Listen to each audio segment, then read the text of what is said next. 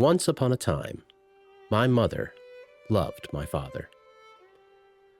Dad grew up in the valley between the mountains west of Roanoke, Virginia, in a town somewhat ironically called Bland, a name that I always found more endearing than I probably should have. But nostalgia has a tendency to paint in colors we often easily take for granted when seeing it up close in the now of things.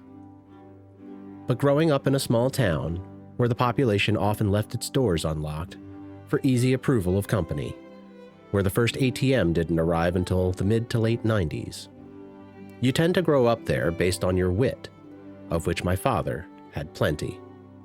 And being the best at telling stories was as good as being the class clown, which, once again, was a title my dad claimed.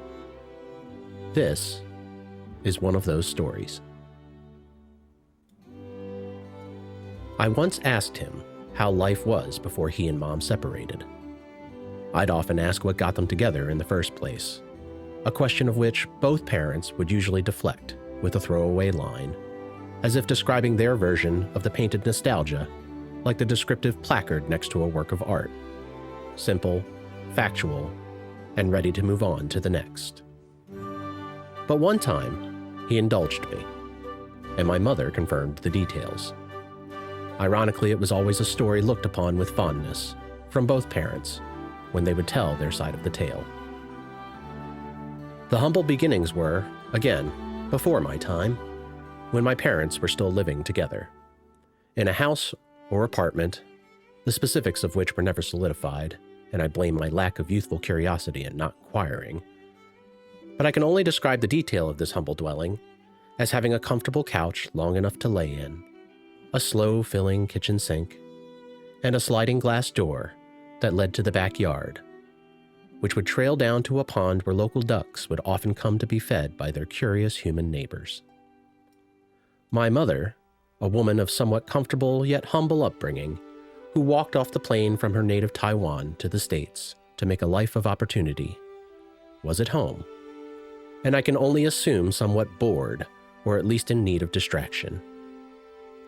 I don't know the state of their marriage at this point, but I can only assume my mother sought to feel some excitement that day, because she had ventured through the sliding glass door and strolled to the small pond, throwing leftover bread from the night before at a duck who was eager to indulge her.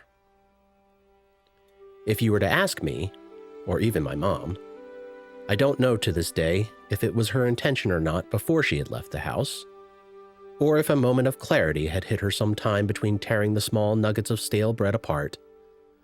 But both of my parents would preface what happened next with the tale of Hansel and Gretel, two fairy tale children who attempted to find their way in a forest by leaving a trail of breadcrumbs along the way. And so, my mother, resourceful as she was, had decided to do just that. Piece by piece, she walked in reverse and would watch the duck follow her as she laid each morsel down before it, one step at a time, one piece at a time, until she had moonwalked into her own house, through the sliding glass door, where the bread trail continued.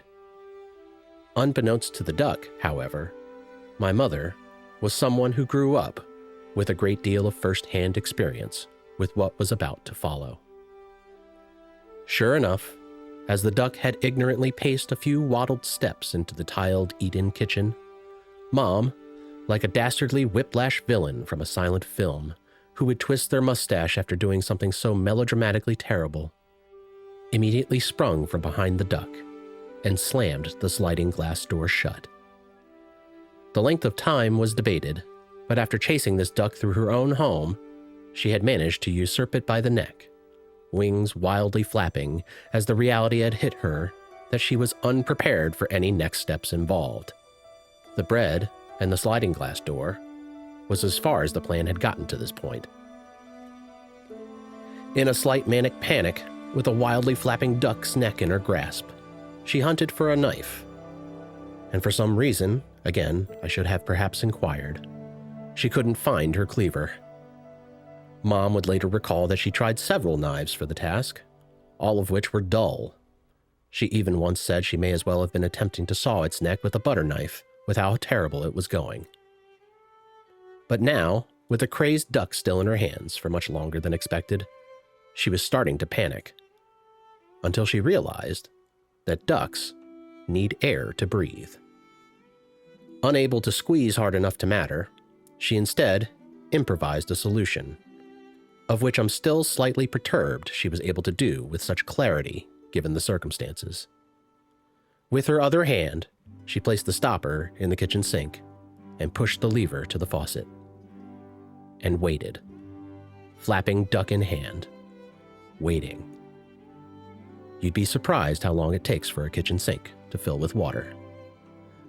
But as soon as she was able, she plunged its head against the floor of the sink and waited,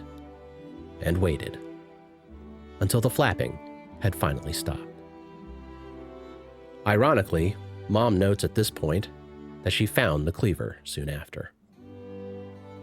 She never gave details for the procedure or how long it took her, but Dad's part of the story always picked up here, when he returned home from his long shift at work, collecting evidence for the forensics team at the police department, to find my mother collapsed and passed out on the living room couch, with the smell of five spice and the sweet umami of oyster sauce in the air. The kitchen was a bit of a wreck, the remnants of feathers strewn about, a large wok with now only warm oil in it, and the oven light revealing the source of the smell. To this day, my father would say, he had never had a more delicious meal of Peking duck in his life.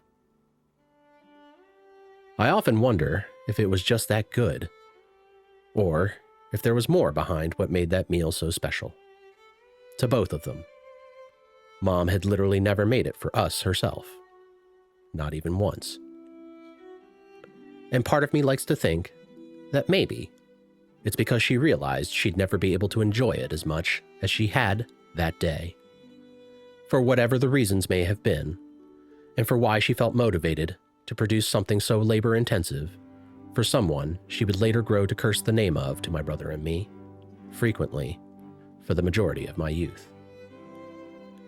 Maybe it was something that used to be habitual. Maybe it was a grasp at something she missed from her own youth.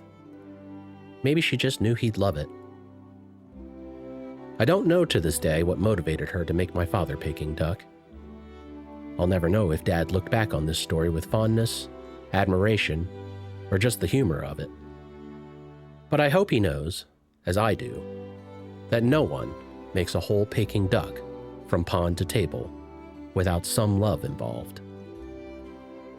It remains perhaps the only believable evidence I can provide for myself, that once upon a time, my mom loved my dad.